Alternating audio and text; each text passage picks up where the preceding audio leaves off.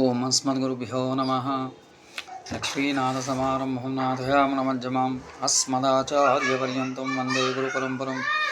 యో న లక్ష్మీ వసుదేవసుతం దేవం కంసచానూరమర్దనం దేవకీ పరమానందం కృష్ణం వందే జగం గురుం. ప్రియ భగవద్బంధువులరా, ఈరోజు మనం తొలి ఏకాదశి ప్రాముఖ్యత తెలుసుకున్నాం. ఆషాఢ మాసంలో శుక్లపక్షంలో వచ్చే ఏకాదశిని తొలి ఏకాదశి అని అంటారు.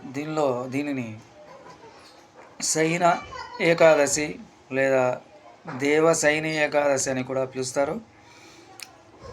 హరివాసనం అని కూడా ఇంకో పేరు ఉంది దీనికి. ఇది శ్రీ మహావిష్ణువు యోగ నిద్రలో ప్రవేశించే పవిత్ర దినం. ఇక్కడి నుంచి తెలుగు పండుగలు ప్రారంభమవుతాయి. ఆధ్యాత్మిక ప్రాముఖ్యత ఏమిటి? యోగ నిద్ర. ఈ రోజున శ్రీ మహావిష్ణువు క్షీరసాగరంలో శేషతల్పంపై యోగ నిద్రకు ఉపక్రమిస్తాడు. చాతుర్మాస వ్రతం. విష్ణువు నిద్రలోకి వెళ్ళే ఈ రోజు నుంచే 4 నెలల పాటు చాతుర్మాస వ్రతం ప్రారంభమవుతుంది.